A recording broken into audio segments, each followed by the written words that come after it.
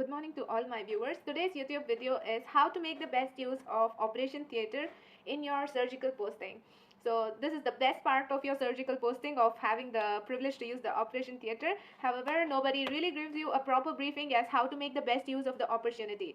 So based on my personal experience, I would like to share some do's and don'ts as how to make the best efficient use of time given for you to use the operation theatre. So first thing, before we jump into anything, we need to know is what are the types of surgeries which are carried out in the operation theatre.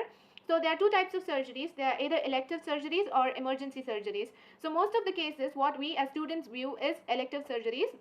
What is an elective surgery is when a patient is planned for that particular surgery. Usually the patient first goes to either the clinic or emergency department, and from here the diagnosis is made and this particular surgery is indicated for this patient, and it's decided and the date is fixed that this particular surgery is going to be carried out on this particular date. So basically it is a planned surgery. Whereas on the other hand, the emergency surgery is something, as the name suggests, the patient comes to the emergency with immediate need for the surgery. So usually this patient is not admitted in the surgery ward before the surgery, and the surgery is carried out on immediate notice. It's usually like life-threatening situations. So however, you can see this patient probably after the surgery, the patient gets admitted in the ward. So mostly what we see is elective surgery. So one thing to begin with is clerking the patients before the surgery is done. So most of the patients get admitted in the ward actually like around 1 day prior to surgery, and this 1 day prior to surgery is because there are several complications that a patient can undergo. If it is like for a long term admission, the patient can have DVT, or because of long-term immobility, the patient can have DVT and pulmonary embolism and all such complications. So it is the best thing to do is admitting the patient 1 day prior to surgery. And why not on the day of surgery and 1 day prior to surgery is because we need to prepare the patient before the surgery is done. So patient preparation starts even before the day of the surgery. So what are the patient preparation is, one thing is making sure that the patient is stable for the surgery. For example, all the vitals are normal, and then if the patient is fit for the anesthetic fitness, after that is qualified, the patient must monitor the drugs. For example, if the patient is taking antihypertensives or antiplatelet drugs and some of the other drugs which probably need to be stopped before the surgery. And then we need to know when the patient is being given the NPO order. What is NPO? Is nil per oral. So the patient needs to be on either liquid diet or empty stomach for how long before the surgery. So all these are important points we as students need to take a note of. So clerking the patient before the surgery is very important, so that you are like well acquainted with what the case is, and you know the patient's indication for surgery, as what are the risks of this particular surgery and what are the benefits of this surgery, and why the physician has chosen that the surgery is to be carried out in this particular patient. So all these things we come to know only if you clerk the patient before the surgery. The next thing we need to do is checking the board. So there is this board in the surgery ward. You will see that there is this patient's list who will be undergoing the surgery the next day. So in order to check this, you must know that when are the surgery days. Okay, so every hospital there are particular days which are fixed for surgery. For example, in my particular hospital, it is Mondays, Wednesdays and Fridays are supposed to be the surgery days. So 1 day prior to these days, I go and check the board as what are the surgeries going to be carried out the next day, what are the who are the patients, and you can even see the patient's name there. And seeing this, you can go and clerk the patient 1 day prior to surgery. So apart from this, it is even important because you can prepare yourself as what surgery you want to view next day.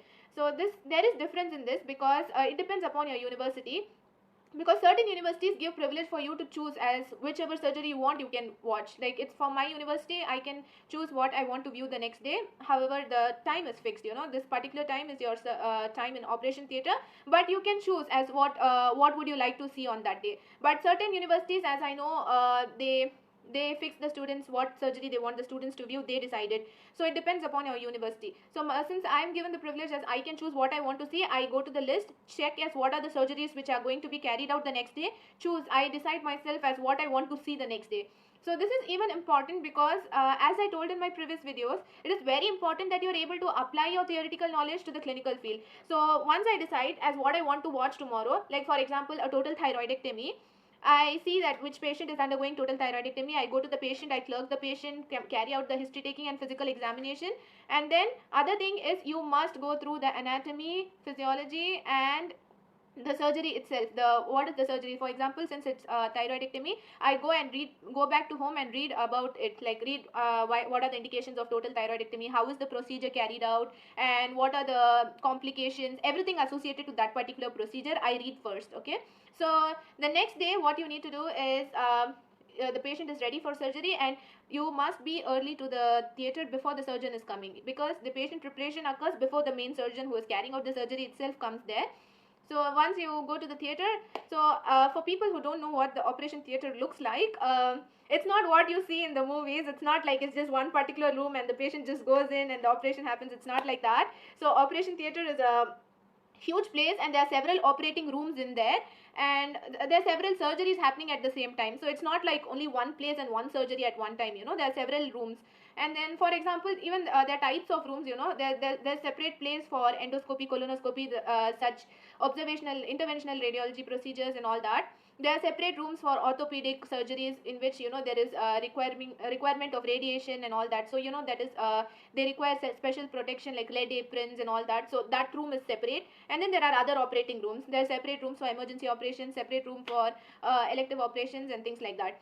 So once you go to the operation theater, make sure you properly do the scrubbing and maintaining the sterile conditions. Basically, wear the scrubs properly, no wearing of any ornaments, no wearing of rings and watches or bracelets, nothing like that. You must wear the scrubs properly, cover your hair, wear the hair mask which is given usually, and then wear the mask, surgical mask, wear all the appropriate shoes which you need to wear in there. So do that properly, because it's not about yourself, it's about the patient safety, guys, because you cannot compromise on that. And then once you enter there, there's another board there which tells about what are the surgeries being carried out today. So you need to go and look at that board. It will say as this room number, this particular surgery is being carried out for this particular patient. So the patient name, the room number, the name of the surgery being carried out, and the surgeon's name also is mentioned in this particular board. So it is important to look into this board. One is to know the venue of which surgery you want to watch. Secondly, sometimes previous day you wouldn't have noticed some particular surgery being carried out. You can find some additional information there. So once you decide which particular surgery you want to go, you go to that particular room number. So when you reach there, make sure you're like, people there know that you're a medical student and you're entering to watch the surgery. And make the particular since there is sterile field nurse, make sure that you're not breaching any rules. Like usually they are very concerned about you being too close and intervening with the sterile conditions. So make sure that you're not too close but not too far either. You must be able to see as what is happening, basically. So that's the ultimate goal. So once you reach there, it's like it's a really different experience, guys. It's a whole new world there. It's a different world there inside. So it's something, the best part of my surgery posting. So once you reach there, the patient is there even before the doctor is there. So I mean, like, even before the main surgeon comes, the patient is there and the patient preparation occurs. So it's better to be early to watch what is the patient preparation, since even this is very important. So first thing is anesthesia.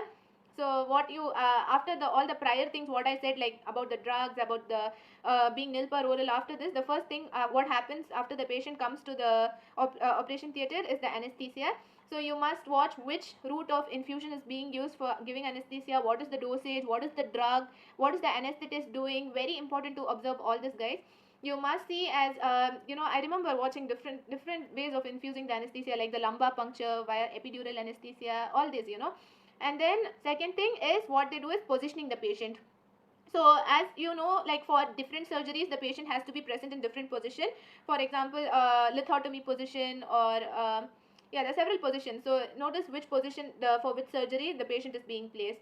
And then the monitoring of the vital signs throughout the surgery, as the nurse keeps monitoring if the patient is being stable, all the vitals are normal. And then infusing the IV cannulation of the patient, in case to resuscitate, it is very important to have the IV cannulation done for any particular surgery. Any surgery, the IV cannulation is done just in case, to secure the vein, just in case something happens. So after that what they do is cleaning the patient, that is making the patient sterile. First they do the draping. Draping the patient is they have to first localize the surgical area.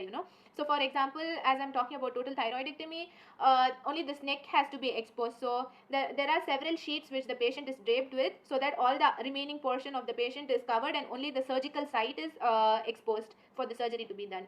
After this draping is done, what they do is making the patient sterile in that area. So to sterilize, usually in my hospital they use povidone. So povidone is a brown colored liquid sort of thing used for sterile, making the patient sterile. So it's like in a bowl, the doctor is pouring the povidone in good amount, good sufficient quantity, and with a lot of cotton gauze, the area is made sterile. It's always made in circular motions from the inside to the outside. So for example, if this is the sterile area, with the povidone, he is cleaning the whole area from inside to outside several times, and then it is allowed to dry, and then it is wiped off. So all this is done before the main surgeon comes. So after the patient is ready for the surgery, the surgeon comes in. So once the surgeon comes in, it's very important to observe each and everything he does, right from scrubbing and gowning. So it is important to